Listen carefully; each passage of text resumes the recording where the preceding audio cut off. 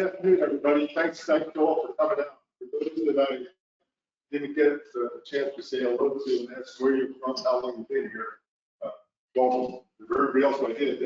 Not being inquisitive, just trying to get a sense of the feel of the audience as we move into this great presentation for our great partners at the National Weather Service. I'm saying our great partners in Hawaii. I'm Jim Pearson, I'm the Dare County Books Management Director, and Eric Heath is with us, and he'll be representing the Weather Service. But Eric is also one of the meteorologists in charge, David Glenn, from the Northern City office. And in the back is our county EM planner, James Rubin. So that's what you have from the both the federal and the local level with you. But before I hand off to Eric, I got to just say a couple of short words about the National Weather Service. They are the world's best. They are by our sides each and every day, whether it's helping us with rip current forecasting, we're getting us the best information possible when we need to make decisions that impact the lives and safety of everybody in our county. They're there 24 hours a day for us. If you ever have an opportunity to tell anybody the value that the Weather Service brings to our government, please do it. It's I think Ken Graham, who's the director of the National Weather Service, I've had the great opportunity to spend some time with him over the past 5 or 6 years. And I think he told me at one point, $4 from each year is what pays for the National Weather Service. And we don't get Starbucks down here, but that's not what Starbucks stuff is on the beach. But $4 for each. So please, if you ever have that opportunity to show your support from the Weather Service, please do it. I'm not saying they're at risk. I'm not saying they're in danger. I'm just saying they are the world's best partners when we try to keep our public safe and our community safe. But with that said, Eric is going to give you the science side of this and the ins and outs of what they do to get the forecasts ready for us to understand. And then after that, I'll come back on and I'll do my best to give you some insights about how to get ready here in your county and things that we ask you to do and things we can help you do if you need it. So with that, Eric, thanks. All right, I really appreciate everybody joining us this afternoon. We do have a camera. We are recording our presentation. So if we go too quick, you think a neighbor could have utilized it. Somebody was supposed to come, but they couldn't. They had to work. This will be on YouTube. The county will share it as well. So all this information, we'll kind of sit back and we'll have the recording for you to review if you need to.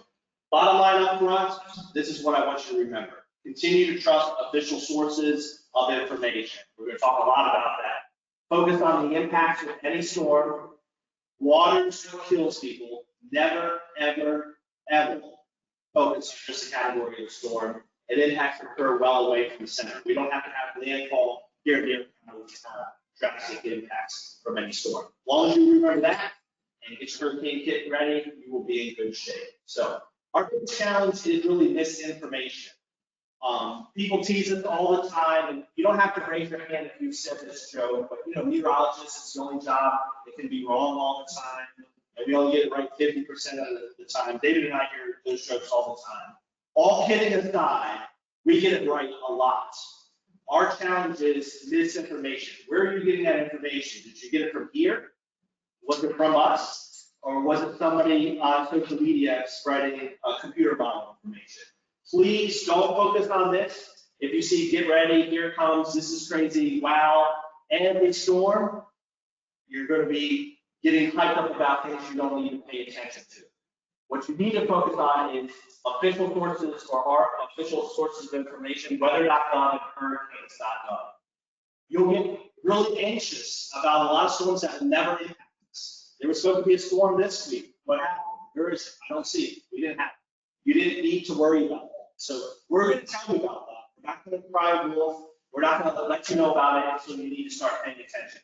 And ask yourself why. Why do a lot of people do this online? Is because everybody loves weather. Everybody wants to know. If it wasn't a popular thing, they wouldn't be doing it. So hurricanes.gov is the National Hurricane Center, part of the National Weather Service, and weather.gov. Please remember that when you're talking about storm season and focus on that, not what you see on social media. You might say, well, I have to say that, right? My boss is standing over there. I can't drive 3 hours from Newport and say somebody else is doing that. why would I do that? So I love that we save everything. If you can look at any of our forecasts in the past, and we can show you what we said. So Helene drastically impacted the Gulf Coast and also our mountains in North Carolina. This was a statement put out by our local office in South Carolina before the storm arrived. This is an incredibly dangerous situation, potential to be a once in a lifetime event. Consider temporarily relocating to another location if you live near these rivers. That is what was said before the storm. David and I get paid the same today to visit the awesome Outer Banks and to give a talk to you as we do during Helene or Irene or Isabel. I don't benefit by hyping anything up. So just kind of remember that. When we use strong language, it's because I see your faces. I remember you from the community talks. We've known you through the years and years and years. We care about you. I don't benefit by hyping anything up. Our accuracy still remains very high. This is the forecast for Helene. I want you to understand the improvements in meteorology. 3 days before Helene was a storm, it was nothing. Before landfall, it was nothing. And it was accurately predicted to be a major hurricane hitting the panhandle of Florida in 3 days. There's the eye of the storm hitting the panhandle of Florida. Just take a step back. 3 days before landfall, it was not a storm. And then now it's a landfall and major hurricane accurately predicted. So please focus on these official sources, not anything else that you see out there getting you all hyped up. I also like to show numbers, and for those who have lived in the community for a long time, I want you to take a trip back down memory lane to see how far we've come. In 1985, was anybody here during Gloria in the mid-80s? Not to pull out our experience in the room. In 1985, if I were working with Drew, 3 days before the storm, I would be able to tell Drew that the center, based on our average share, would go somewhere between Savannah, Georgia, and Washington, D.C. That's just the dot on the map. That's just where the center could go. We know hurricanes are hundreds of miles across. But 3 days out, I can tell Drew anywhere from southeast Georgia to D.C. Raise your hand if you were here during Floyd in '99 or remember Floyd. Back then, if I were working with Drew, I would tell him landfall somewhere between Charleston and Richmond. Just the dot on the map, 3 days out. A little bit better. Last year, based on our average error, if I could tell Drew about an approaching storm, we could expect landfall anywhere between Wilmington and Greenville. Let that stay there. Wilmington and Greenville. Again, that's the dot on the map, that's the center. We all know that hurricanes extend 100 miles across, but we continue, and I say we, at the National Hurricane Center down in Miami, have made drastic improvements. Not only is it the most accurate forecast, it's the most consistent forecast. A lot of what you see online is the meal of the day, the special of the day. What's this model say? What's this? It's usually the scariest one. And then it will change, and it will change, and it will change. What can Drew or the county do with that? Can't, because it's changing all the time. So not only are we the most accurate, we are the most consistent forecast. So please remember that information when you're thinking about, making your plans for an upcoming storm. One thing we need to really mention, however, as we improve, sometimes things look different on the map. This is our forecast cone. You're probably familiar with this. Local news shows it, the Weather Channel, AccuWeather, everybody shows the forecast now. It continues to get skinnier and skinnier each year because we're more accurate. That shows where the center of the storm is most likely to go. It's not an in or out thing. Just because you're out of it doesn't mean you're out of the woods. If we're anywhere near this path, from Florida to New Jersey, we need to pay attention. And an example with this is Helene, the mountains of North Carolina were out of the center of the storm. And that was correct. The center didn't move over them, but they certainly were impacted. So please, when you see this, if you see something just off the coast, don't say, "Whew, I'm so glad it's not making landfall on us." If it's anywhere within a couple hundred miles, please pay attention. Number one, because storms are hundreds of miles across. And number two, there's always little wiggles and wobbles back and forth. So please don't just say it's an in or out thing. We are trying to combat that. We do superimposed watches and warnings for hurricanes and tropical storms on top of that. So that you can see that, yes, a much wider area is impacted. That forecast cone is just where the center of the storm is most likely to go. Everybody looks at this. This is Floyd, but here we are in the outer bands. The outer bands of rain and wind and rain and wind and building surf and rain and wind and rain and wind. And oh, by the way, here comes the center. Everybody wants to know where that's going to hit. And it is important, but it could be 12, 24, 30 hours of weather before landfall. Those first outer bands can produce heavy rain and tornadoes. The swell from a distant storm can reach us days before it gets here. So yes, the center is both, it's important. Landfall is important, but just keep in mind, some of our highest surge values down in Adams with Matthew, a storm just near and off the coast. Doesn't have to just come into the area to make a huge impact on us. Please remember that. I mentioned weather.gov. If you want to take it to the local level, weather.gov/Newport, or click on Eastern North Carolina, you will get a forecast from your neighbors living in this area. If it's the weather you love, it's weather.gov. Drew mentioned in the beginning, $4 a year per person to fund us. If you just remember weather.gov, whether you go on vacation this year to Myrtle Beach or Alaska, you go to weather.gov, and you click on your area of interest, you'll get that local forecast. So instead of getting a forecast from Atlanta or Pennsylvania or Washington, D.C., Newport, North Carolina, dropping up here 171, down 64. We know the local area. We've been here, we've lived here. So please utilize us for that. Social media is a good way to follow us. Just search NWS Morehead City. There's a lot of information on social media, right? Being blasted all day. Some of it good, some of it not so good. You can be an example in your community by sharing good information. So if you follow us and you share our information, you're actually helping your neighbor by sharing accurate information. So you can be a champion of your community by sharing our stuff. Why should you look at our stuff? On YouTube, we record briefings that we brief the county about. So if you want to know exactly what we're saying, it's on YouTube. When we care about you, we talk about the category of the storm is only related to wind. This is with Florence. We talk about every aspect of the storm, we post it to social media. So you don't have to go looking for it. If you just search NWS Morehead City, you're certainly going to find it. One benefit following us on the internet, following us on social media is this. The same thing that James and Drew did in our local media, we put online. We want you to see that this is where we think the highest rainfall potential is. We want you to see that Helene is not really a big threat for us, aside from tornadoes and on the waters. And it's going to be on Friday. We tell you exactly what we think is going to happen. It's not a 30-second video on social media, but it's very in-depth and it's very localized to our community. You have access to that on our website and social media. Raise your hand if you are looking at this tropical weather outlook. You see it on local news, the Weather Channel, us. That's good. From this point forward, I want you to be looking at this once a day. It updates 4 times a day. You don't need to look at it 4 times a day. Wake up in the morning, check what's out. Is there a low, medium, or high chance of something happening, and then move on with your day. If there's a high chance and you haven't finished your hurricane kit, that's the kick in the butt that you might want to finish it.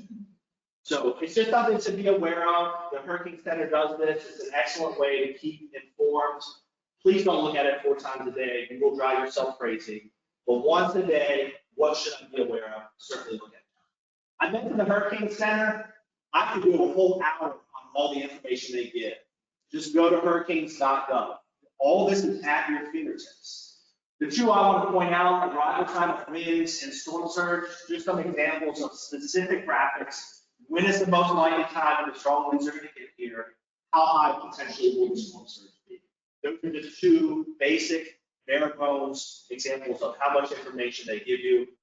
And those are certainly on social media through us and our briefings. So you can find them different ways from our site or theirs. So hurricane season is in full swing. Are any of you big NFL football fans or college football? Get excited? It's just around the corner. Halftime is September 10th of hurricane season.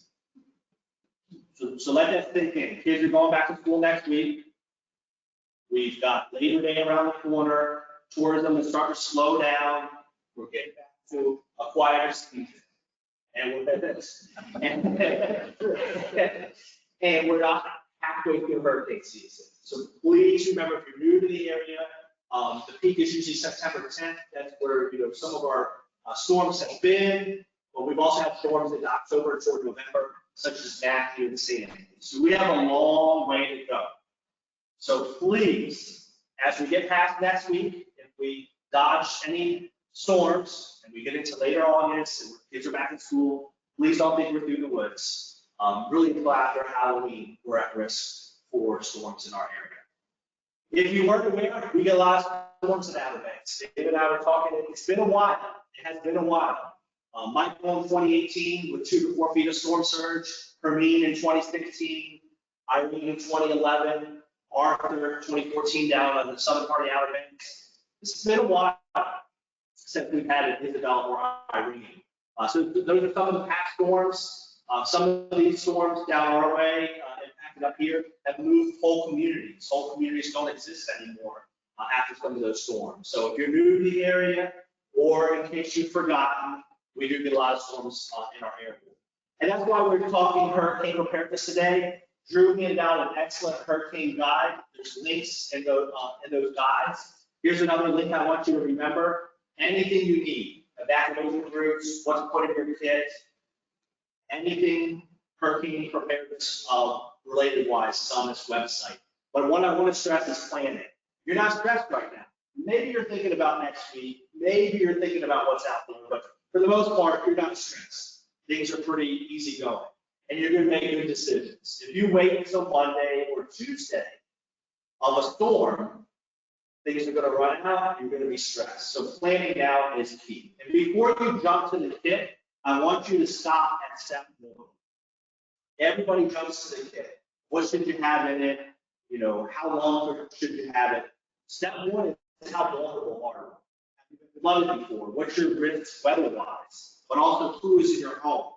Do you have elderly parents that you take care of? If I lose electricity and air conditioning, it's inconvenient. It's not life-threatening. Are you on oxygen? You have a medical need that is relying on electricity. You have cats, dogs, young kids. Who is in your home? That is your vulnerability. That is who you're preparing for. You need to keep in mind all of those people in your home before you get to step 2. And step 2 is our kit. We used to say 3 days. Now we say that's ground floor. That's bare bones. You should have at least 3 days worth of stuff. Really pushing you to get to at least a week. For those on Adams Island and other areas that are more vulnerable, maybe a couple weeks. It can be a while to get back to normal. You can't just go to the grocery store and get your supplies. So certainly food, water, medicine, things you need to use without electricity. But also don't forget about contact lenses, prescription drugs. Again, you're not going to be able to snap the fingers to go to the store. Try to remember all those things at least a week. And for some of us where we live, a couple of weeks because of our vulnerability in terms of being cut off. Last but not least, please, please, please have a plan to evacuate. Even if you say, I'm never going to leave, I've been here forever, I'm not going to leave. It's hard to get back. I've got a business, I want to repair it. I want to get things back to normal as quickly as possible. Those things can be replaced, you cannot. So at least have an idea in mind where you would go. And hotels, family members' houses, those are all great places to be. A shelter is a last resort. I didn't make up that quote. Those come from our emergency management partners. That's their lane. My lane is meteorology. Shelter is a safe place. It's not the Hilton. It's not the Holiday Inn. It's not your kid's place in Ohio that comes down and visits you every beach year. Those are way more comfortable than being in a shelter. It's probably a lot easier if you have pets and other accommodations that you have to think of. So please, please, please think about it and think about a couple options. You can't always just go to Virginia Beach or you can't always just go to Raleigh. Sometimes those places are great. Sometimes those places are worse than what we're being impacted. So have a couple of options. And keep that in the back of your head so that you know where to go if we get a storm. The last 10 minutes of my talk, we're going to focus on impact, impacts, impacts. Don't be embarrassed to raise your hand. We need audience participation for this part. You all know this scale, the numbers, Saffir-Simpson scale. Confidently raise that hand if you made a decision to leave or not leave. Or you've heard significant others say, I'm not gonna leave unless it's a 3. Get those hands up. I'm not gonna leave unless we're 2 or 3. I'm staying put until we get to a 4. I know you've heard that, right? Don't be shy. The camera's on looking at me. This is a wind scale. It only takes into account how strong the winds will be. It does not take into account how bad your impacts will be. Doesn't tell us how much rain we're gonna have, how large the storm is, how many days it sits over us. Did we just have 5 inches of rain last week? It's important. I'm not saying to ignore it. Got a cat 3 or 4 headed our way. I'm not saying, hey, don't worry about it. Like the weather service said, don't pay attention to this. This is a small part of the puzzle.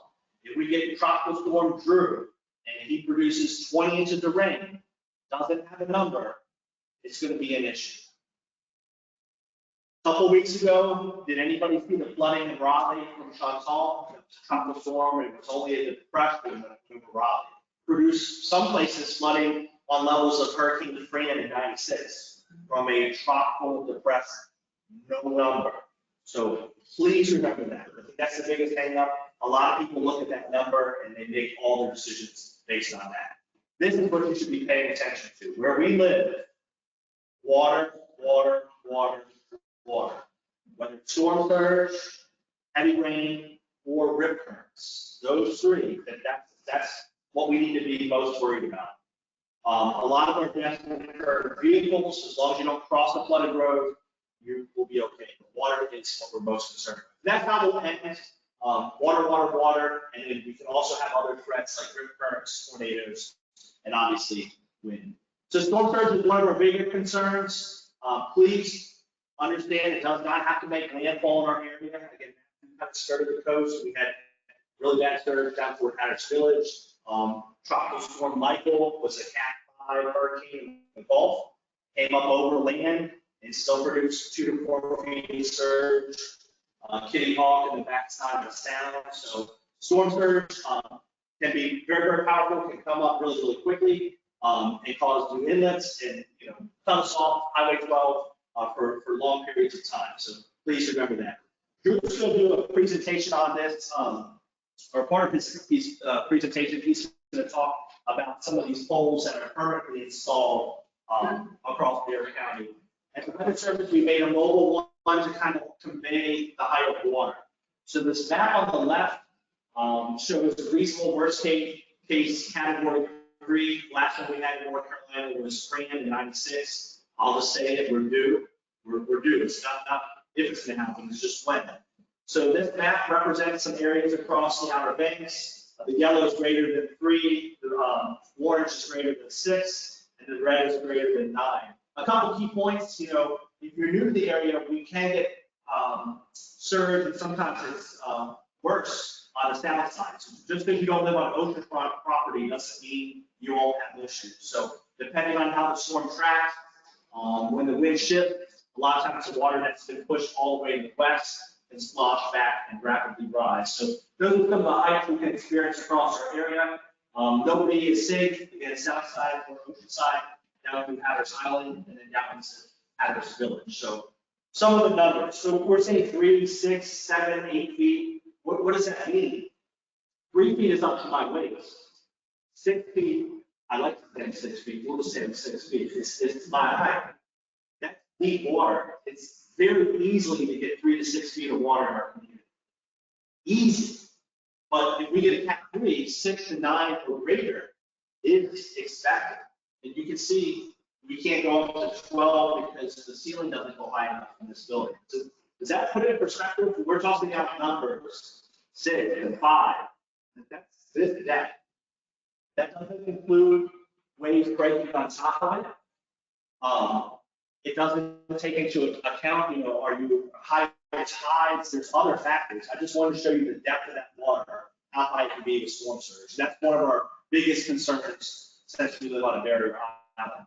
Flooding, anytime we get heavy rain, even though we have a sandy soil, we have dunes on Highway 12 either side, or kind of the valley in between it. We saw the other day with the heavy rain yesterday. We get heavy rain, with ponding water, things like that. A good idea to have a NOAA radio. If you have a phone, make sure it's on. It's not on Do Not Disturb. Have something like a weather radio that will wake you up in the middle of the night. Anytime you get heavy amounts of rain, you certainly can get flooding. We don't have a lot of elevation in our area, but I like to keep this picture just as a reminder. If you decide to leave the area, stay away. If you decide to stay put. You don't want to be driving in the aftermath of the storm very quickly. This is our friends inland toward Greenville, Snow Hill area. Water is very, very powerful, but what you don't realize is that the road may not exist. And again, this is not Mr. David and I just finding the craziest picture we can find online. This is eastern North Carolina. It happens a lot of storms. The other thing I want to point out is this water line. A lot of people say, hey, I'm in a safe spot. And you might be. You've got your generator, you've got 3 weeks worth of supplies, you got everything. But if you have a medical emergency, how can somebody get to you if Highway 12 or wherever it looks like that? It becomes difficult. So those are just things, we don't tell you to say or go, but those are things to kind of keep in mind. So never ever drive through a flooded road, turn around and don't drown is our campaign with that. One thing that Dave and I were talking about the ride up, we're not going to give you any details on Aaron, because we don't know. You guys are paying attention to Aaron, right? As long as you're paying attention, that's all you need to know. It's too far out. There's a reason why the hurricane center forecast stops at day 5. It's too far out. But one thing that's becoming more obvious is we're going to be dealing with this. So regardless of what happens with Aaron, where Aaron goes, all of that. When you have a big storm out in the ocean, those swells reach the coast, whether that makes landfall or not. We saw that with Lorenzo in 2019. We lost more people, 8 people on the East Coast, 4 in North Carolina, than we did with Dorian. Dorian, drastic flooding and overflow patterns. No lives lost. Lorenzo was 2,000 miles away. So when the red flags are flying, if they are next week, if we're putting out messages on social media, you can help us by sharing that with the community, because that is a big threat, even if we never do see a landfall with the upcoming storm. So please remember that. Wind is certainly a concern. I put this toward the bottom, not because it's not impactful, but it's water with us in terms of that. Last major hurricane we had in Fran, we're due. The problem with wind is extensive power outages for days and weeks. So that's where you get to the kit, making sure it's long, communication issues, things like that. So that's one thing we're certainly concerned with wind. And last but not least, before we end things up, tornadoes. Storms already spinning. Doesn't have to be a hurricane, it could be just a tropical storm. Often those first outer bands they reach the shore can contain tornadoes. Big thing with that is you're probably not shopping, but have this on, have it charged up, have it on don't have it on Do Not Disturb. And if you can, have a NOAA weather radio to wake you up. Tropical tornadoes are often very quick, so you don't have a long time between the time you get warning and you have to take action. This is an example from Hermine and its village. You might only have minutes to react, to get to the lowest level interior room, not to be in a location like this. This is a success story. These folks got out of this structure before the tornado hit. So please have a radio. Yes. They got the wire switch on, woke them up and went to the single block structure over there, got out of the So just an online audience group that pointed out the wireless emergency alert on their phone and got to the more substantial structure. So we're going to end with don't forget about after the storm. We're doing all this preparedness. You've evacuated, you've stayed, you've got your kit, whatever you're doing. If you don't usually clean up your yard week by week, let somebody else do it. If you're not using a ladder, don't get on a ladder. If you get a generator, know how to use it. We lose people to electrocutions, falling off ladders, carbon monoxide with storms. The other one is our water can be very dirty in a lot of septic. don't be in stormwater. We've lost people in our area, we have 2 infected in cuts. So about half the deaths occur after the storm. So don't let your guard down once it's gone. So this is our last slide. Share this information with others. Don't focus on just the category when you make your decisions. And at this point, if you're new to the area, you might say, all those storms, I knew wind, surge, you mentioned rip currents. Look where we live. David and I love coming up here because we love driving down Highway 12 and looking at that. We live in paradise. It's awesome. It's our responsibility to be prepared each and every year. We have control over that. I have zero control over if we're going to get a storm or not. But you do have control over getting your water this week, getting your canned goods next week, breaking it into small parts, and making sure you're good to go. Once you've done that, then you enjoy life. And if a storm comes, you've got your kit and you know where to go, and you just move on. You have control over that. Please try to focus on what you have control over versus we get a lot of storms. That's my email. Mr. Drew's going to come up here and do his part for the county. I'll be happy to take any questions. If you need anything from us, whether it's brochures to put in your beach house, or there's a better way we can message, or you want this talk at your church, you want us to do a school visit, we do all that. And the best part is it's free. You've already paid your taxes, and we will be up here. Just let us know. You paid your $4. Yeah, you've already paid your $4. So you can do that. Any questions before we turn it over to Drew? Drew is going to focus on county-specific things that you have. It's going to be more central in there. All right. Drew, any questions? No questions. There has to be some other questions. Well, I sort of do. Yeah. It may not be appropriate, but I never think of tornadoes with hurricanes and stuff like that. We're all elevated. There is no lower place than our house unless we're outside. You're into the center. Something that doesn't have windows in it. Yeah. So it's what you got. It's what you have. So big a house, just go to Get bed. away from the windows, get inside, get in the room. Windows and shelter down. Now, if your neighbor's got a, survival shelter, no, we go over there real quick when it goes on, but take advantage of what you got. Okay. Okay. That's a good question. I'm going to repeat it real quick for the online audience. The question was, we have a lot of range houses here. We're on stilts. We don't have a bottom floor, much less a basement. Where would you go in a tornado? If you have a neighbor that has a more substantial structure, that could be option 1. Option 2, as long as you're inside, center part of your home away from windows. Most of our homes are very well constructed. You'll be in much better shape than being outside or anywhere else. Okay. And there's two things you're gonna get. If you put under a tornado watch, that tornado is a bust. And if you don't have that spot where you can get to, maybe you need to get somewhere within. Right. Something's more substantial. But then you're gonna get the tornado warning. And the tornado warning is gonna make this rapid shape.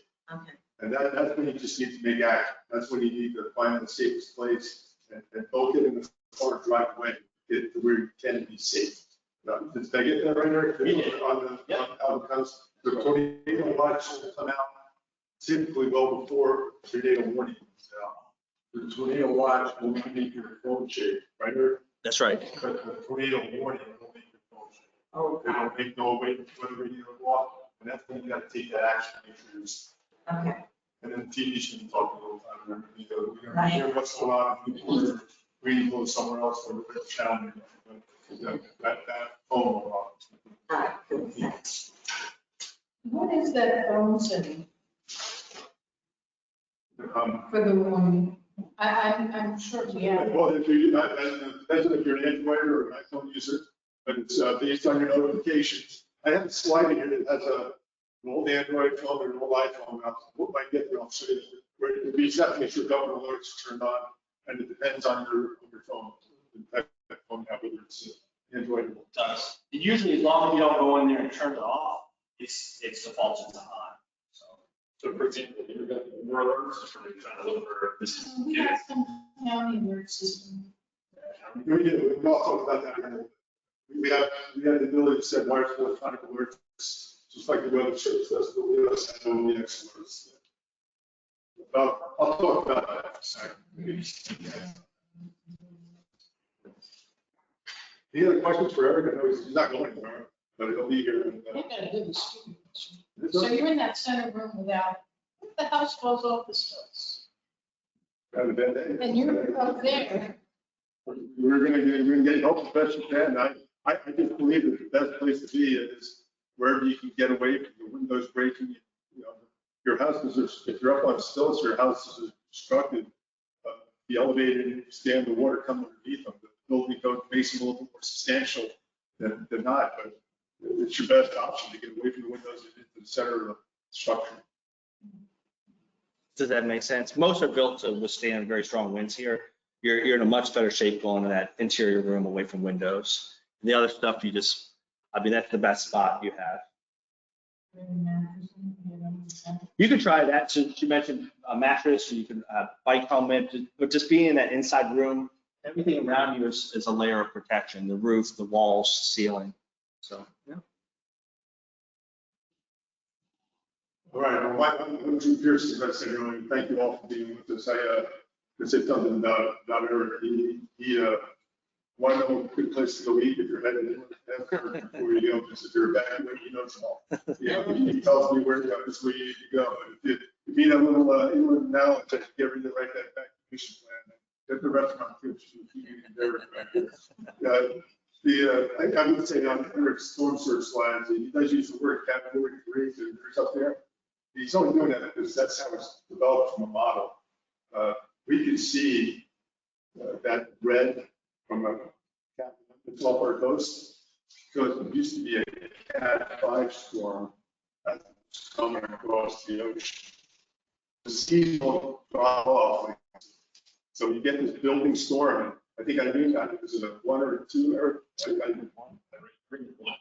Yeah, and we have, I think, at least 8 to 9 feet of storm surge throughout the county. So the category does not matter.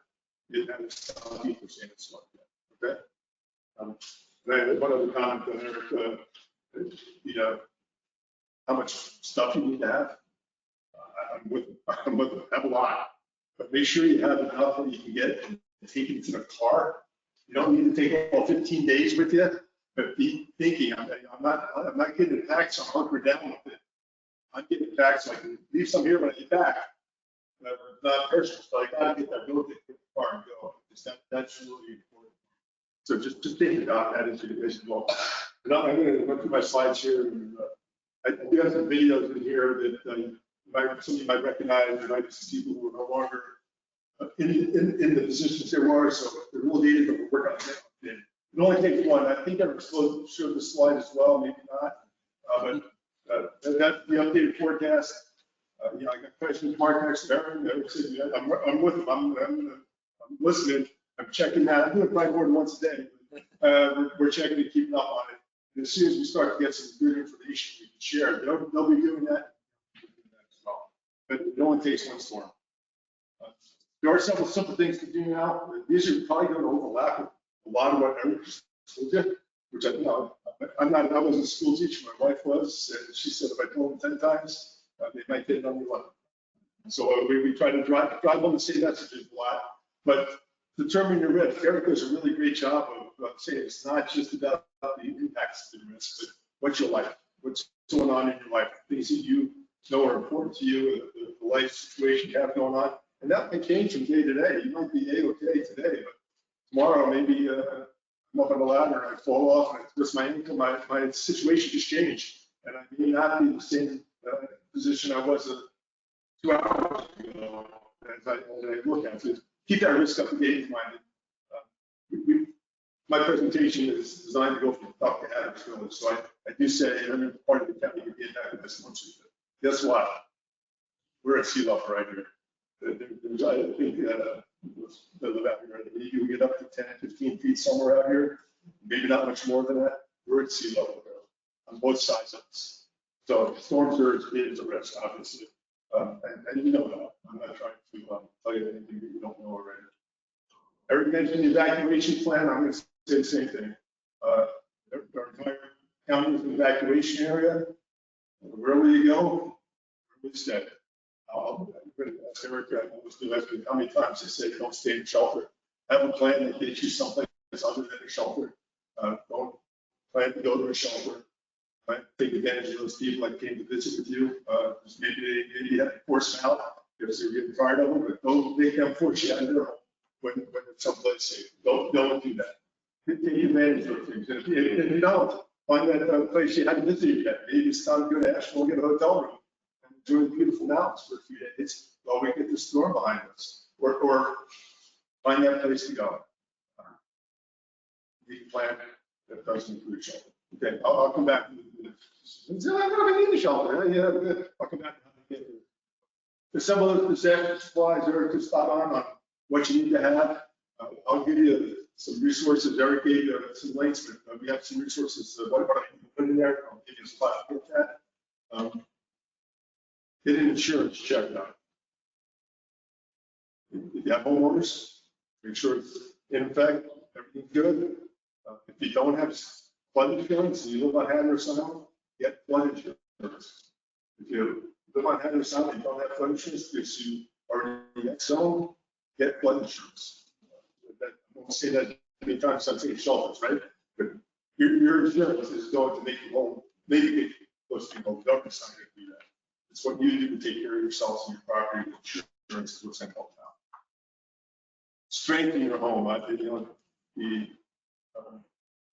know a lot of people probably going through your insurance getting updated, or you need a new roof, you gotta get the fortified roof, whatever you can do to make sure your home is as strengthened, as well as built as it can be. If you haven't exercised to hold the door and window once in a while, make sure they go up and down, make sure they lock, make sure everything closes. Look around the outside. If you have that great outdoor kitchen with the tables and chairs that seem to fly in the wind, make sure they don't fly in the wind. Put them away. Be ready to do that. Get your plan and how you're going to get that stuff away. Have a place to get it to. Help your neighbor. I can't say enough about our community from Duck to Hatteras Village. Everybody's looking out for each other. If you're new to the community and you don't know, who to ask, I know Mary Ellen. You ask her. So she's the queen of Rodanthe here, and she knows it. But she also knows to tell you to talk to if you don't know them. But if you wonder, how to get help or get able to understand it, go to a volunteer fire department meeting. That's just the fire chief. He'll tell you. Mike Doherty up there, he'll tell you. He'll help you. The guys anywhere will help you. The Susan Fleischman for the Electric Corporation, she'll help you. Anybody's here to help. And even if it's bad, everybody's the occasion helps each other. Yeah, and that's across their time, not just on that. But, Eric mentioned writing having a plan. I'm going to just drive home, write it down now. If you leave here and say, oh, they told me to have a plan, told me to have a place that doesn't include a shelter, and he said, write it down. Go write it down. Because if you write it down now, when you're in that moment of chaos, when your phone is shaking and it's saying here, county mandatory evacuation order, guess what? Your heartbeat's probably going a little bit quicker than it was when you leave this meeting. And you're going to say, what am I plan to do? Where am I going? Write it down. You got it. Okay? So please write that plan down. So I'll go through a couple more slides with you to give you some insights. One is how do you make decisions out here on the outer banks? It's not the, where's that 8 ball? It's not that. We have a different process than that. Some people think it's that, but it's not. We have a lot of subject matter experts that help us make decisions. But this is a video, and I mentioned some of the folks you may or may not recognize. Some of them are in the positions they were when we made the video, but the content of the video is still right. On this delicate sandbar, emergencies happen every day and tough decisions need to be made. Most days, those decisions are made by first responders who take action and solve problems quickly using the authority and resources they have at hand. But what happens when an emergency exceeds their capabilities or has the potential to bring widespread impacts to a town or across the entire county? The impacts can come from anywhere: a storm, a man-made disaster, a public health crisis, an act of terror, civil unrest, or a chemical release, just to name a few. When we are facing widespread or severe damage, injury, or loss of life or property, how are decisions made to keep our communities safe?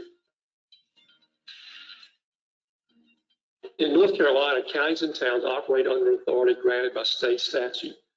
For emergencies, North Carolina General Statute 166A, the Emergency Management Act, provides the authority and responsibility that local governments have to prevent, prepare for, respond to, and recover from emergencies. The Act defines an emergency as an occurrence or imminent threat of widespread or severe damage, injury, or loss of life or property resulting from any natural or man-made threat or hazard. Counties are responsible for emergency management efforts to include coordinating activities with towns. To meet this responsibility, counties and towns establish emergency management agencies, expend funds to keep people and property safe, implement emergency management plans, provide emergency management response resources, and declare local states of emergency when needed to ensure public health and safety. The county or a town will declare a local state of emergency when they believe an emergency exists or is imminent. And there, each town in the county have an emergency management ordinance that designates the authority to declare a state of emergency to the town's mayor, the chair of the board of commissioners, or their designee. While these individuals have the authority to declare a state of emergency and impose prohibitions and restrictions, they need the best information available to make the best possible decisions to protect public health and safety. When an emergency has occurred or is looming on the horizon, we turn to our emergency operations plan. The plan, required by Chapter 92 of the Dare County Code, provides a framework that brings decision makers, subject matter experts, and others together to share information and coordinate decision making. In the plan, we use the term senior leaders to identify decision makers who have the authority to declare a local state of emergency and impose restrictions and prohibitions. The term is also used to describe others who have authorities they can use independently to protect public health and safety. The National Park Superintendent and the Dare County Sheriff have authorities outside of the Emergency Management Act, making them key senior leaders who routinely collaborate and coordinate actions with the chair of the Dare County Board of Commissioners and our town mayors. When challenges arise and actions are needed to ensure public health and safety, our senior leaders, along with other key personnel, come together. They meet either in person or virtually and receive briefings from subject matter experts on what to expect, ways to mitigate impacts, and how best to protect our community. While we always focus on ensuring public health and safety, we never set aside how actions taken impact business and community activities. Often, senior leaders will reach out to key partners and community leaders to gather information and keep them informed as tough decisions are made. Depending on the circumstance, a state of emergency may be declared. While no one wants to impose prohibitions and restrictions, we know that without them, those we serve may be put unnecessarily in harm's way. While each senior leader has independent authority, either from the Emergency Management Act or other statutes that allows them to take actions on their own, they always strive to reach consensus. Once decisions are made, they are captured in a written state of emergency declaration that is quickly communicated to the public and implemented. As the situation changes, decision makers are briefed, and if changes are needed, the declaration is updated with prohibitions and restrictions being added or removed. These efforts continue until the emergency no longer threatens public health and safety. When an emergency crosses jurisdictional boundaries or is anticipated to bring widespread impacts to the county, a state of emergency may be signed by the chair of the Board of Commissioners, outlining all decisions and detailing who provided consent. Often towns will issue their own declaration signed by their mayor. At times, a declaration may be issued by just the county or a town. Just like the everyday decisions made by a lifeguard, a law enforcement officer, a firefighter, an emergency medical technician, or a 911 call taker to save lives and protect property, senior leaders are empowered to take action to ensure public health and safety when our community is facing widespread or severe damage, injury, or loss of life or property. These are tough decisions made with the best information available from subject matter experts and key stakeholders that lead to actions that protect our community until emergency conditions are no longer present. For more information, visit www.darenc.com/emergency management.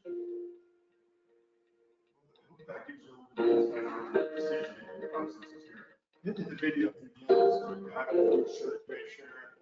going towards the screen, that's Tom Scott, who is an incident meteorologist who's deployed up to our emergency operations center during Oregon. So David has sent that, so we have somebody in our EOC giving us the latest and greatest on the weather forecast. Tom was there for Dorian. I was looking to see, and I didn't catch it, see it, but when you see everybody sitting around the table, if you recognize Bob Horton, he is the chair of the Bear County Board of Commissioners. When we're making a hurricane decision, he usually has the elected official from Hatter Silent sit next to him. It used to be, it was Danny Couch for a long time, it's now Mary Ellen Dallas. And Mary Ellen, I know, is going to be in there helping.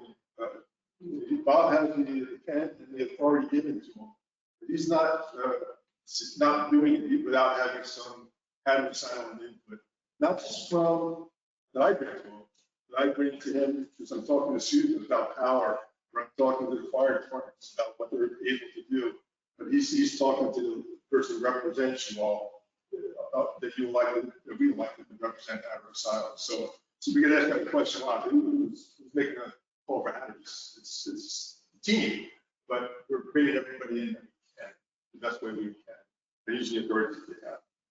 So next slide is a little bit about what's on risk. I mentioned, I know there's a couple of you that are in the X zone. This will tell you that what zone you're in. You put your address in there, it'll tell you whether you're in AX, whatever it may be. I can tell you that I think those that have lived here much longer than I have would say, no, that's great for insurance purposes. It's not great for making sure you're not going to get wet. Okay, that might make you a better insurance rate, but it's not great for whether or not you're going to flood. The X zone floods. The X zone floods not just here on Hatter Silent, the X zone floods everywhere on the ocean. It does flood. So please make sure you got that insurance. Your risk is high. Make sure you're protecting yourself. And how deep will we get? This is a little bit of Eric was going to tell you. I was going to show you another thing to talk about our great goals. There is one. I'll run the video first. I'll tell you a little bit about it. How will people get it? Most people know what to expect and do when the National Weather Service issues severe weather watches and warnings. When a hurricane warning is issued, they know it is time to finish preparations and evacuate, since hurricane-force winds are expected in the next 36 hours, making outdoor activity unsafe. But not everyone knows what to do when the storm surge watch or warning is issued, or just how life-threatening storm surge can be. I'm Jamie Rome, Deputy Director with the National Hurricane Center. Did you know that storm surge is often the deadliest and most hazardous part of a hurricane? And while our ability to forecast and warn on this hazard has dramatically improved over the years, we're now working on public awareness with our partnership with Dare County. Now, new technology and interactive displays on the Outer Banks are aiming to change that. Over the past 10 years, storm surge forecasting has really changed at the Hurricane Center. They started to use depth above ground. And as we started to see those products come out, we started to see people going, what's that actually mean? And then we had some storms that impacted us here on Bay Drive, Tropical Storm Michael, where we saw rapidly rising water levels that were forecast to be 2 to 4 feet above ground. And we had a lot of people get impacted by it. Their cars got flooded, their homes got water into them. They felt like they weren't informed about how deep it was going to get, and led us to think that we needed to help people understand what those forecast products mean and really how deep it might be. As Director of Emergency Management for Dare County, Drew Pearson began to develop a new kind of display, one that could easily be understood by every passerby. We wanted to make people aware of how deep it might get by putting this pole out in 3-foot increments, but we also put an interpretive display out that explains not just the pole, but the products that are put out by the Hurricane Center. So we're hopeful that people can come out, take a look at the displays, take a look at how deep it might get, and then go back home and realize when they say there's going to be 1 to 3 feet of storm surge in their community, it's going to get up to there. Each color on the 12-foot pole represents 3 feet of water above ground.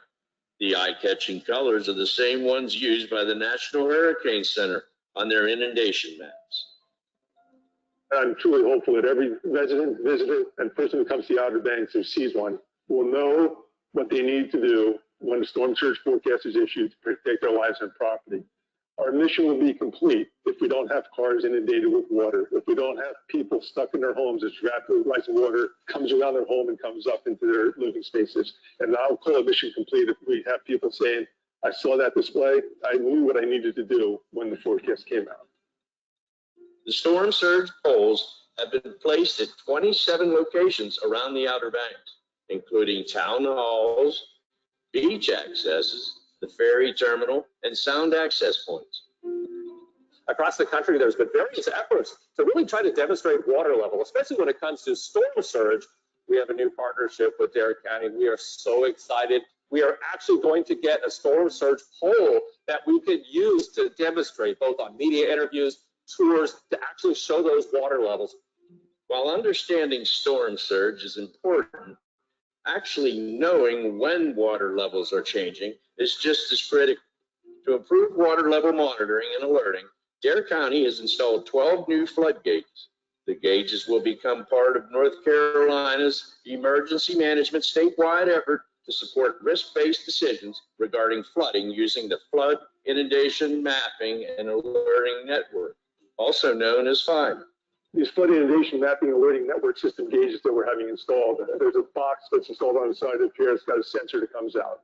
In that sensor, it sends a signal down to the water and it comes back up. And as the water level changes, the signal distance changes and it tells you whether it's going up or down. Anyone can view water levels and sign up for alerts from local FIMA gauges at fiman.nc.gov. In addition to use by the general public, the National Weather Service uses gauge information to refine their forecast and warning products. Dare County's new gauges are adding tools to our toolbox that can help us with rising ocean and soundside water level rises. We're so excited about the new real-time water level information that's available. Having it will help us improve our forecast products, which will help us carry out our mission of protecting life and property. With better ways to measure floodwaters and increased awareness of what surging waters can do, hopefully Outer Banks locals and visitors will now know what to do in the event of a storm surge warning. The video, it says new stuff. It's a little bit old. But it's not new anymore. The good news is it's implemented. There is a real live pole. It's across the highway here at the Rodanthe beach access. There's one down at Salvo beach access. There's a funding gauge right out here at the emergency ferry pier. There's one on the south side of each of the villages. And there's some on the piers, the Rodanthe pier as well. So it's coming. They're out there. If you go to Fiman, you can sign up for alerts to come out of them. So just we moved from new to now it's sustained and improved. So. I have a question about the storm surge warnings. Do we have to sign up for Fiman, or are you giving us? How do we get storm surge warnings? The National Weather Service issues storm surge watches and warnings. If there's a storm surge warning issued for our community, your phone's going to fit. I'm not saying that. Okay, so it's not just. Just like a hurricane watch, a hurricane warning, it's going to come from the National Weather Service. Oh, okay. But that's going to be the official notification that a watch warning has been issued. Warning does come over, a wireless electronic alert, goes to no weather radio. We rebroadcast that on a system I'll talk to you about here in a minute. Okay. But the Weather Service issues those. And Okay. You're gonna know what's happening. Okay. They did say right over. Yeah. So, if we get like storm surges off of Heron, which is going to be a hurricane, we'll get the notices in, like on our phone. Well, let me, if we have Aaron coming our way, and it's going to bring hurricane tropical storm force impacts directly to us, the Hurricane Center is going to be issuing watches and warnings, tropical storm surge warnings, all of that stuff. If Aaron stays on the other side of Bermuda, our National Weather Service folks down in Newport or his city are going to be issuing products to tell us that we might have a coastal flood watch, a coastal flood warning, and it will also come out. The coastal flood warning does not do a wireless electronic alert.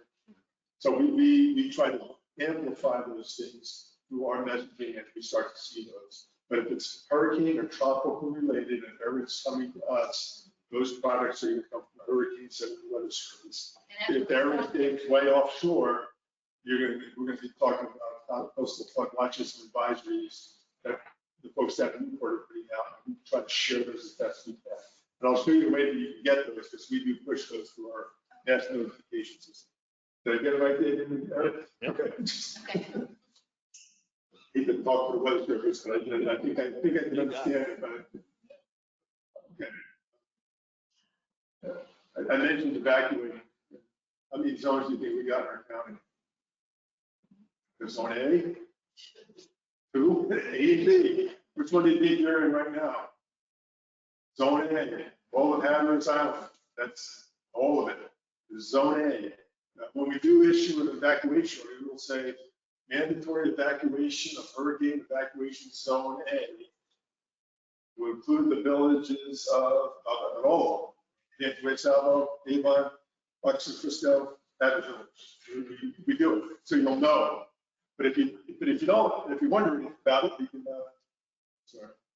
you go onto this, knowyourzone.gov website, the graduate system. It'll tell you what zone you're in as well. But we get to it. B is everything else. The rest of it. The ways out, pretty simple, right? I know Susan starts, everybody does that, Susan, when I say, I didn't get out here. It's the way you got in.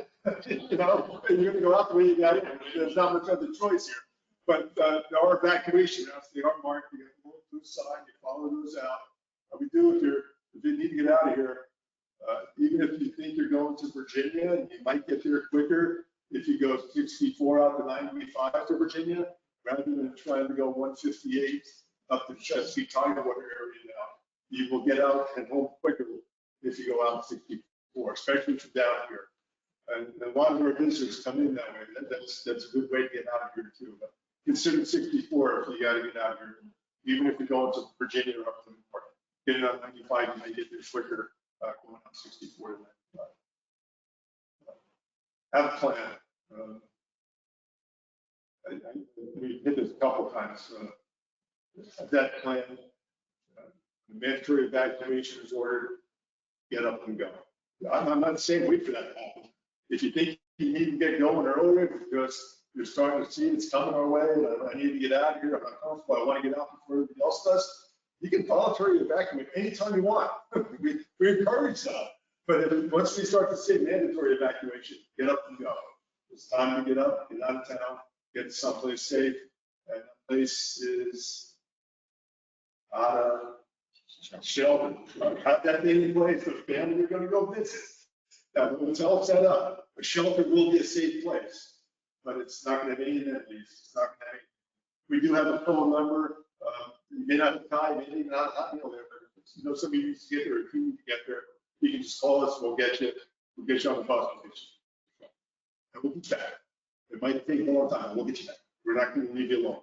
And our great social services staff helps us with that, and the amazing work that we do when we need to get people off and going. But last time I say, big plans that don't include a shelter. Okay? I said I'd give you some information about what to put in your kits. I don't, there are hurricane guide has some of it.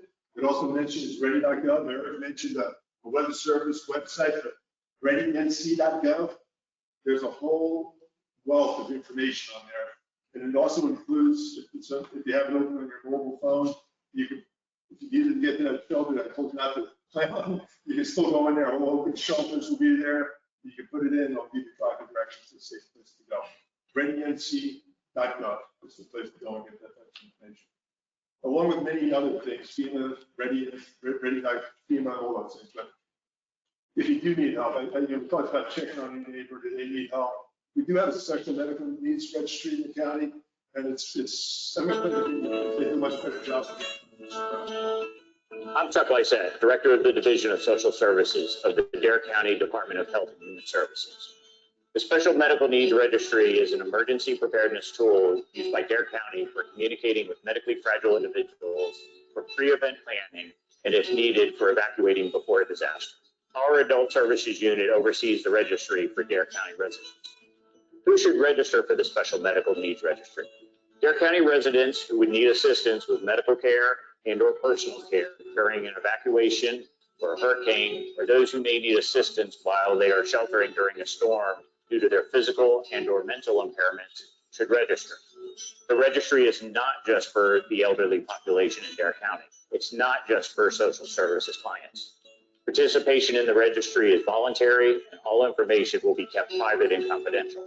Also, anyone who uses oxygen and or receives dialysis is strongly encouraged to register. These are two critical needs that can be impacted if access is limited to where the person lives after the event or if power is lost during the event. The Special Medical Needs Registry is important because Dare County and local municipality officials also need to know where the area's most vulnerable residents are so that they can contact them quickly before and after an emergency occurs. Once you register, you will remain on the registry and do not need to re-register each year. Each May, a social worker will contact you to verify and update your information. Each time an event is approaching, you will be contacted. Based on the information you provided, we will work with you to make sure you are ready to implement your evacuation plan. We will remind you to take your essential medications and medical supplies, medical equipment, any special food you require, important documents, and a driver's license or other identification. If an evacuation is ordered, we can assist with transportation to a shelter. Individuals who require a dialysis or oxygen will be evacuated to a location in proximity to these services. As a reminder, plan ahead for disasters as resources can be very limited during an emergency. In addition to registering for the special medical needs, it is important that you take a few minutes to register for OBX alerts and create a smart 911 profile.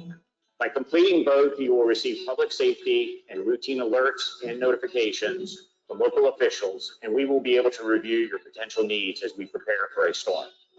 Finally, develop your evacuation plan now, including where you will go and how you will get there.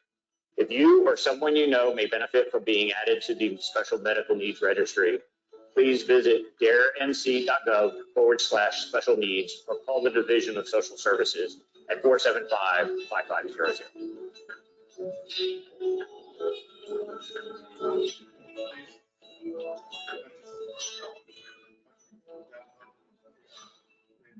So I think it's amazing to have in our county. I applaud our social services staff each and every day. What they do to get ready, but also if you end up calling our EOC, that big building was in there, we have a call center in there. And people that answer the calls that don't need to go to a 911 operator or our social service workers, folks that are there to give that care and response that's needed. So they're amazing people. So, getting official information, I said I was going to give you a little bit more details on that. So if you heard Chuck talk about the Smart 911 profile, Eric said it before, I'll say it now. Know your trusted sources of information. The Hurricane Center, the Weather Forecast Office, us from OBX Alerts. Trust media, reputable media. Eric said that the social media, something may not be as reputable as the ones that actually have some journalistic integrity to them. They do a great job. WITN, WWAD, they are good. If you haven't signed up for OBX alerts, people saying yes, if you know about OBX alerts, that's a good thing. If you have friends that are coming and you want them to know what's going on, they can just text their emergency alerts to 77295, and they'll get signed up for text alerts from us. I mentioned opening the government alerts on your phone to get those iPods, those are the wireless electronic alerts. This is the old iPhone I was mentioning. You just don't find your notifications, go down to government notifications, make sure it's turned on. The Android does a little bit differently, but it's there. iPods is how I can send wireless electronic alerts to make your phone shake that the county can. NOAA weather radio. If you're out here, if you don't have NOAA weather radio, think about getting it. Eric mentioned NOAA weather radio too. NOAA weather radio is another one of those backups for anything. We recently got our Smart 911 system all fully up and running. So it does more than just allow you to put information into it. When you create that profile, now this short video will tell you a little bit more about what it does. You never know when they'll need help. It could be the next time you head to the store, when you're working around the house, when you're traveling to a new place, or when a storm is bearing down on the Outer Banks. Emergencies can happen when we least expect them. When they happen and help is needed, getting information to first responders quickly can save lives. Dare County is offering a free, secure service that streamlines your ability to share critical information about yourself and your loved ones with first responders and public safety officials. Smart 911, a nationwide service from Rave Mobile Safety, is now part of OBX Alerts, the countywide mass notification system. Smart 911 can deliver valuable information to 911 and first responders, such as medical conditions, address details, and emergency contacts. This information can save valuable time during an emergency. With your permission, your information can also be shared with public safety officials to help them identify and contact community members who may be at risk when a threat or hazard is looming on the horizon. After creating a Smart 911 safety profile at obxalerts.com, sharing life-saving details with 911 dispatchers is quick, easy, and automatic during what is often a moment of sheer panic and chaos. Create that profile now before an emergency ever happens. Add whatever you think could help: medical conditions, medications, access instructions for your home, emergency contacts, or even notes about a child with special needs or a loved one with limited mobility. You can also include pet information, photos, and calming or triggering words. Anything that helps first responders support you better. When you call 911 from a phone linked to your profile, your information instantly appears on the dispatcher screen, saving precious time when every second counts. This service is available to anyone. If you own property on the Outer Banks, even if you live out of state or you're visiting for the weekend, you can still sign up. Although Smart 911 is a nationwide service, it is not available in every community yet. When traveling, the safety profile you create here will be shared with any Smart 911 enabled 911 center.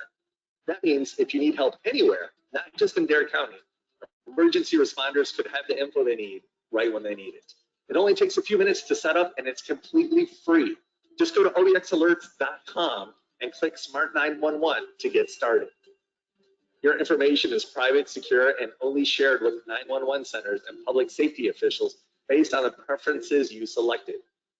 Sign up today at obxalerts.com. Whether you live here, own a home here, or just love to visit, Smart 911 helps us help you. That we've had the ability to create a profile for a long time. So I just in front of the experts online. About 6 months ago, we took it a step further and got it to show up in the dispatch center. That's the new piece of it. So now if you call 911 from a phone number that's in your profile, your information is going to show up in front of the dispatcher. And the dispatcher now knows that I am in Southern Shores, my cars, we're going to turn the electric off the house and have a picture. I don't have a dog. If I had a dog, the picture would be in there. They would share, and they can tell that from responding. They say that it looks like he's got a propane tank off to the left. If there's a fire, and then that gets to the responders. And we can still hold all the information put in before the storm's coming, help us know, because especially then there needs some trucks that will let information out. So new feature. There was some question about this. You had a question. Did that answer give you that clarity? And we are able to use the integrated public alert reporting system. We are an alerting authority. We are able to send wireless electronic alerts to make your phone rattle. You make it rattle very infrequently. I have a question about our communication network down here. Yeah. And the fact that goes down. And Yeah. we can't get notifications on our. Yeah, isn't that great? No. Yeah. Well, I don't want to. I will tell you. I think Susan did that. I was just talking to her when I came in. It is very concerning. And I'm hoping that you were talking to whoever you're paying for your wireless service, and internet service, and you are as vocal and painful to them as I am. I have been, and not just me, the county has been trying to get the industry to fix a shortcoming in the fiber service out here for years. Will we get there? I hope we do. You know, to help us be sure 911 calls get in. We have purchased and deployed 6 compact rapid deployable cell towers on wheels that we do put up, and they cover most of the populated areas on the county. It's not a fix, but it does give us the ability to be able to get an 911 call out. It doesn't matter who your cell phone provider is. Anybody, if there's a cell signal out there, it doesn't matter whose cell signal it is, you can call 911. We talk about this often. I'm hoping to get some traction again as we continue to beat Brightspeed as hard as we can to do something. But if you leave them, you go to Starlink, that's a signal too, that they may be. And radio, I mean, that's why I have radio. Yeah, not the radio too. When we send the wireless electronic alert, we set our system up that we're able to send it not just via wireless, I can send it on one radio. And you can get it on radio. So we try to get other entities, even when the internet goes down, we can't get those wireless electronic alerts. But I can't say it strongly enough. You guys are paying for a service. You're not paying the county for that service. You're paying your commercial service providers for it. And they've been hearing it from us. They need to hear it from us. Thank you. I'm gonna plug into radio matters. Oh, yeah. We do our best to try to share information with radio matters, radio station, so that they can broadcast it out there on 99.9 up here and 101.5 down south. So I would add that to, that's a great way for us to communicate locally when, you may not have things to get on Facebook and get to their website. There might be some time important information. And our public relations team is able to get it to Mary Ellen and her team of volunteers with that. I'm not saying she's in charge, but she's a big champion of it. So anyway, I just want to foundation. Yes, I want to just put that plug in. Yeah, and Eric has a slide up here about the hazards, storms. They kill people. This one that's coming, no matter what it brings to us, it's going to bring out those bad conditions. Probably Monday, Tuesday next week, and it's going to continue probably for 7 or 8 days. The ocean's going to be churned up. But we do have a great program. I like it. Love the beach, respect the ocean. There's a poster here. If you want to scan a QR code, if you haven't already, you get information. You have a website. Morning beach conditions up. If you got visitors coming, they can get those by texting. Helping people. Ocean beach conditions. OPX beach conditions. Just 77295 as well. I've got some links that everyone has in Airbnb for your house and road program at all. We're trying to get them out as best as possible so people can see them. So if you'd like to do that stuff, I've got a bag full of it over here. It's out. What people see. And then this is my last slide. But what about the entry? Go right to the right there. This can take a long time. Some things we wanted to. We want to get people back in a state where they come back. And we want to do it in an organized, efficient manner as best we can. I mentioned Susan being with Cape Adams Electric. She's got some amazing people out there trying to get your power back up. We don't have any pictures of your trucks in our video, Susan. I noticed that. I got to get some pictures of your trucks in there. But her line will amazing. They're amazing people. They're amazing work for the community down here each and every day. But we're talking to them. We're talking to the media. We're talking to everybody. We're checking to make sure our EMS stations are manned again. We want to get back open. You never want to declare a state of emergency. I want to get out of this as quick as I can because we want to get back to normal. But it can take time, especially down here. Because we lose a road and we got to start the third road. We've got time that takes a long time to do.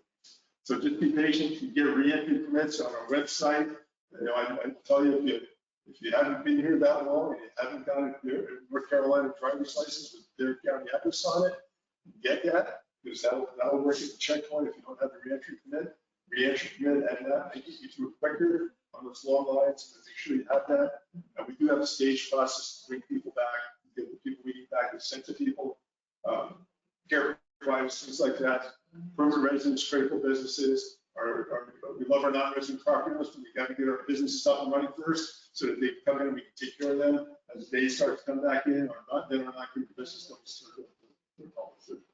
So we do that. Two shorter videos here.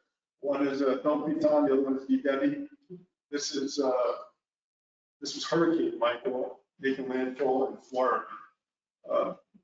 2018. But Tom had a different experience than Debbie.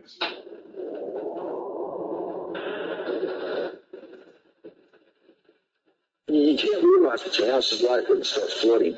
Everything floats. You can't get down the hallway. Everything. You got to fight to get where you're going.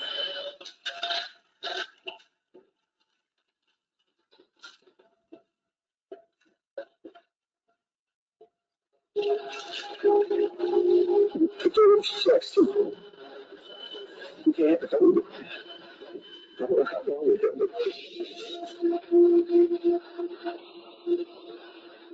I don't know how high this water's gonna get. I really trapped like rats in here. I saw Jeff outside that door.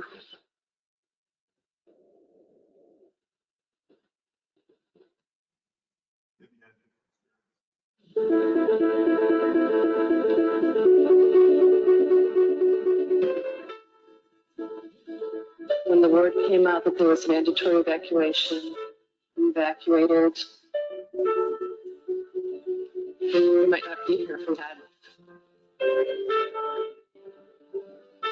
I just feel numb. I don't think processed it yet. So Michael, when they did it, or the Cat 4, Cat 5, and it's, I think, about 13, 14 maybe higher. So that wasn't a major storm, and major like did that. We had 10 to 13 feet once you can Florence turned and that way Florence. Florence didn't turn, we could add 10 to 13 feet. So that Florence did that, I think that had two after being an open ocean Cat 4.